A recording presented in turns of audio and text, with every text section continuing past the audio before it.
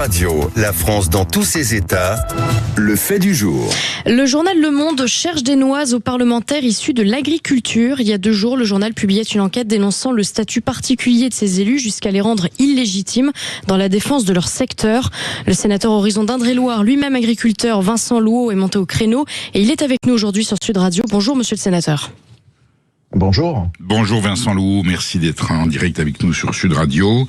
18 sénateurs liés à l'agriculture, 19 députés, 3 eurodéputés. Je trouve que c'est très insuffisant et je me suis toujours plaint que cette catégorie du peuple français était sous-représentée au Parlement par rapport à d'autres activités qui étaient peut-être pas si importantes que les paysans. Et là, on a nos amis du Monde qui trouvent que 40 parlementaires, c'est très dangereux, c'est un lobbying très puissant et que vous êtes en permanence dans le conflit d'intérêts. C'est extraordinaire. Ça veut pas dire qu'il y a peut-être quelques fois, mais c'est où le conflit d'intérêts quand on est agriculteur et qu'on défend des positions, qu'on défend des intérêts, qu'on défend une vision de la France. Je voudrais que vous me l'expliquiez, c'est quoi un conflit d'intérêts, Vincent Louot? Je vous mets en procureur. Oui, non, mais merci, mais c'est vrai que c'est hyper difficile pour nous de prendre une attaque comme ça, des attaques personnelles, ça fait jamais plaisir. Bon, moi surtout, je suis pas un rond de cuir de la politique. J'ai un métier, je suis agriculteur, et la réalité, c'est que aujourd'hui, on est attaqué. Je le certifie, Vincent Louot. Je connais votre papa qui était sénateur, qui est un vrai paysan. Je l'ai vu avec une fourche dans son élevage. Vous-même, vous l'êtes. Alors, il y a peut-être des paysans qui sont en Mercedes avec des costards et qui ne vont pas souvent sur le terrain. Peut-être que ça existe. Mais il y a aussi, parmi vous, des gens qui sont d'authentiques agriculteurs. Ce qui est clair, c'est qu'aujourd'hui, sous-entendre que nous n'aurions pas le droit de parler d'agriculture au Sénat est quand même honteux. Honteux pourquoi? Et là, je suis carrément en colère. Pourquoi? Avant tout, je suis élu représentant des territoires et représentant des collectivités. Et c'est pas mon CV d'agriculteur qui fait que je suis élu sénateur. Comme un député est élu, c'est un élu du peuple. Il a des métiers. Casbarian a été attaqué pour ses métiers passés. C'est toujours la même histoire. Aujourd'hui, cette petite chansonnette poussée, on connaît, c'est tout le temps les mêmes. Ce sont des décroissants qui attaquent notre agriculture, qui attaquent notre industrie, qui attaquent le nucléaire. C'est tout le temps les mêmes. Et aujourd'hui, ces gens-là, ce qu'ils veulent, c'est la guerre entre les agriculteurs et une frange d'écologistes, en fait. C'est ça. Ils nous poussent dans nos retranchements pour que on puisse s'excuser d'être agriculteur. Donc, j'ai envie de vous dire, dans ce cas-là, on a fait le projet de loi de fin de vie il y a quelques semaines. Dans ce cas-là, les médecins n'ont plus le droit à la parole. Dans ce cas-là, les avocats n'ont plus le droit de parler du narcotrafiquant. Et en 1981, quand Mitterrand est élu, 120 députés étaient enseignants, professeurs et professeurs d'université. On n'a rien dit sur 260. Le monde s'est pas ému à l'époque de la surreprésentation de l'enseignement chez les députés. Non, mais tout ça, c'est cette chansonnette de mise en avant toujours du conflit d'intérêts. Alors le conflit d'intérêts, nous, la déontologie au Sénat est parfaitement claire. Nous devons nous déporter si nous avons quelque chose en lien avec notre métier d'origine. Alors, écoutez, bien sûr. Bien sûr, Vincent Louot, d'abord, c'est tout à l'honneur des grands électeurs d'Indre-et-Loire et des autres départements si, dans leur choix électoral d'avoir voté pour vous, ils voulaient aussi que soit représentée la ruralité, l'agriculture française par votre expérience, voilà, et votre présence sur les terrains. C'est pas déterminant, mais ils ont le droit aussi de penser ça et c'est tout à leur honneur que de dire, voilà, en voyant des gens qui connaissent les dossiers, et s'ils représentent une profession, une catégorie, bon, alors, vous n'êtes pas très nombreux, il y a beaucoup plus d'avocats, d'enseignants et d'autres professions libérales au Parlement qui, effectivement, peuvent être toutes suspectées de conflits d'intérêts. Ça veut dire qu'il n'y a plus personne qui vote.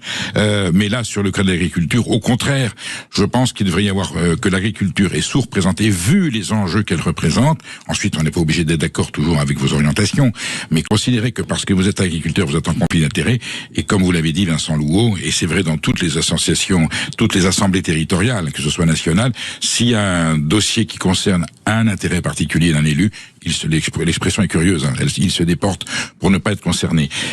Concrètement, il vous reproche quoi? Est-ce qu'il y a des faits précis? Est-ce que vous avez pris une position à un moment donné qui peut soupçonner que vous ayez favorisé votre exploitation agricole? Mais sincèrement. Vous savez, moi, mon exploitation agricole touche, comme toutes les exploitations agricoles, des aides de la politique agricole commune qui a strictement rien à voir avec le débat national. Ce n'est pas le débat national qui décide de ce que vont toucher les agriculteurs. C'est pas vous qui les votez, ça c'est très clair. C'est pas nous qui votons les budgets. Premier point. Deuxième point, on commence à rectifier dans la loi d'urgence agricole des abus et ça commence à percoler, c'est-à-dire que aujourd'hui les députés, les sénateurs sont sensibles au fait qu'on a été trop loin, trop fort sur une suradministration de l'agriculture et des normes qui aujourd'hui mettent en péril la ferme France. On a décroché, on était positif de 10 milliards, on n'est plus qu'à 200 millions. Au même moment, l'Europe qui était plutôt positif de 5 milliards est devenue positif de 50 milliards sur sa balance commerciale agroalimentaire et agricole. Donc on voit bien ce décrochage de la ferme France qui est un fait en Europe. Et je vous parle même pas des autres pays. Alors, nous, on marque des points aujourd'hui parce que les gens sont sensibles, nos collègues sont sensibles à ça. Ils veulent rectifier les choses. On rectifie certaines choses dans la loi d'urgence agricole. Ceux qui nous attaquent n'ont plus d'arguments, savent qu'ils sont en train de perdre une bataille, donc ils sont en train de se radicaliser en nous attaquant personnellement en croyant pouvoir nous jeter à la pâture et à la discorde et devant tous les Français. Bon, ça c'est pas acceptable.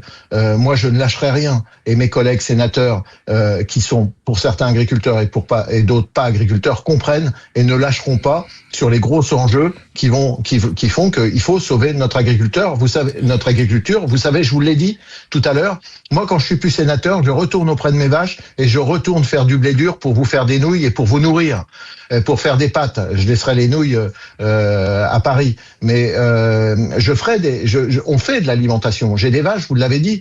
Enfin, la fierté de faire notre nourriture vaut mieux que ces gens qui nous lancent, qui nous rabaissent et qui nous méprisent en permanence. Il faudrait d'ailleurs faire l'inventaire des parlementaires qui, quelle que soit leur façon de travailler, nourrissent les Français. Ils sont pas si nombreux que ça.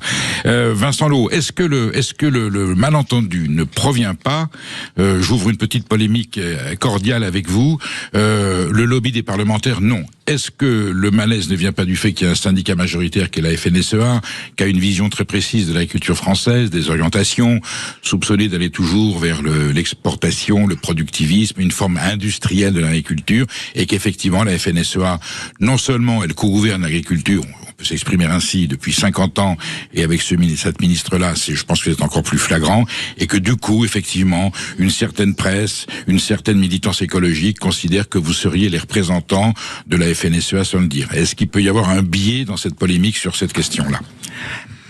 Alors, ce qui est marrant, c'est que si la FNSEA co-gère avec le ministère de l'Agriculture, je veux dire, ils sont pas bons, parce qu'ils ont laissé faire depuis 20 ou 30 ans.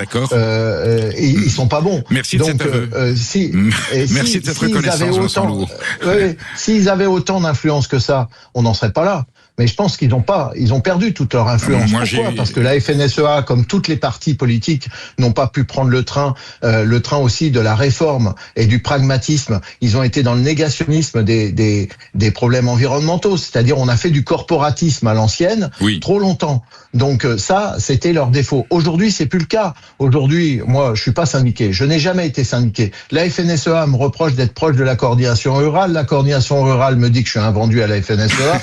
Et bien sûr, les autres me supportent pas. Donc on est dans un monde complètement qui devient complètement lunaire et bipolaire, où entre les grands extrêmes s'affrontent, et on le voit bien dans notre classe politique. On va tous disparaître dans le bloc central si on se réveille pas sur du pragmatisme. Aujourd'hui, moi j'ai envie de vous dire, la ministre a fait ce qu'elle peut. Tout le monde dit qu'elle est vendue à la FNSEA. C'est extrêmement dur pour Annie Genevard qui perd tous ses arbitrages contre Madame Barbu. Pas vendu, aux ordres. Pas vendu, non, mais pas aux vendu, ordres, mais c'est pas mieux. Elle a le droit de penser que c'est bien. Elle a le droit de penser que c'est bien. Je ne mets pas en cause ses convictions. Vous savez, Perico, moi je veux bien qu'on porte la caricature, hein, mais Annie Genevard a un seul patron, c'est le Premier ministre, et qui fait tous les arbitrages interministériels entre les conflits entre le ministère de l'Environnement, Madame Barbu, et le ministère de l'Agriculture, qui voudrait remettre des moyens de production, ne pas avoir de concurrence européenne, parce que vous m'excusez, mais interdire certaines molécules phytopharmaceutiques dans le seul pays par rapport à l'Europe, c'est de la concurrence déloyale. Aucun agriculteur ne peut comprendre ça. Et moi, je suis en train de perdre tous mes copains agriculteurs qui disent « Mais en fait, vous êtes des rigolos. Vous provoquez l'importation en Europe de produits qui sont traités avec des molécules qui sont interdites en France sans aucune justification Nous scientifique. sommes tout à fait d'accord, Vincent Louhault. Ça, c'est un aspect. Je ne dis pas que ce qu'Annie Genevard fait est tout mal. Je peux vous dire qu'à l'âge que j'ai rencontré et connu personnellement un certain nombre de ministres de l'Agriculture qui m'ont tous confirmé. Certains ont dit on était obligé de gouverner la FNSEA. Les autres disaient ils faisaient tout pour passer en forcing. Et on a vécu avec les deux qui se sont un peu opposés, qui ont essayé de résister, qui s'appellent Stéphane Le Foll et Julien de Normandie, ont dit c'était quand même très dur parce que la FNSEA, qui est le syndicat majoritaire, il est élu par les agriculteurs, c'est pas un putsch. Donc à un moment donné, il y a un vrai problème et je constate, Vincent Louhault, avec vous, sincèrement et cordialement, que l'agriculture française est dans un état de désastre, il y a encore des suicides et que malgré tout, c'est 40 ou 50 ans de politique agricole qui a été mal orientée. Je dis pas que ce sont des gens qui étaient tous méchants, en tout cas ils se sont plantés et vous êtes le premier à le constater. Eh oui, je le constate tous les jours. Et la loi d'urgence nous permet de rectifier certains abus sur les zones humides, sur le fait qu'on puisse plus stocker de l'eau en France. Parce que vous savez, la ministre l'a dit hier, c'est très grave. Elle considère que 30 à 40% de la France est en sécheresse aujourd'hui, alors qu'il fait chaud, oui, mais toutes les nappes phréatiques sont pleines. Et la réalité, c'est qu'on n'est pas en état de sécheresse, comme en 1976. Premier point, premier mensonge. Deuxième mensonge, si vous voulez stocker l'eau, automatiquement, vous accaparez l'eau. Comment voulez-vous accepter ce genre de propos à moitié diffamatoire d'une ministre devant les parlementaires et qui se dépêche de partir une fois que la question a été posée par un parlementaire. Donc écoutez, il faut ramener un peu de bon sens. Moi j'ai visité dans le sud le canal de Provence, oui, où ils stockent 1% de l'eau des Alpes de la fonte des neiges et ils permettent d'irriguer 160 000 hectares. Le partage de l'eau se fait sans aucun problème avec des canaux qui ont été montés, des lacs artificiels qui ont été montés dans les années de 50 à 70 jusque dans les années 80. On peut stocker l'eau dans ce pays. C'est quand même le b.a.-ba du bon sens, et même ça, on nous l'interdit. Sous prétexte d'accaparement. Grâce auquel nous avons, extrêmement grave. Grâce auquel le canal de Provence, qui est depuis même le 19e siècle, grâce auquel nous avons la fraise de Carpentras et le melon de Cavaillon, vous avez totalement raison. Je pense, Vincent Louhault, là on arrive à la fin de cet entretien, la question de l'eau est essentielle. Est-ce qu'on peut la stocker? Est-ce qu'on peut faire des bassins, sans parler de bassines? Est-ce qu'on peut la stocker pour qu'on continue à irriguer nos territoires? Vous reviendrez nous expliquer où on en est, parce que je pense que le dossier n'est pas clos. Le dossier n'est pas clos, et je pense que vous serez en première ligne pour raisonner un peu nos gouvernants et nos syndicalistes pour expliquer qu'il faut de l'eau pour vivre. Merci Vincent Louhault d'avoir été sur Sud Radio.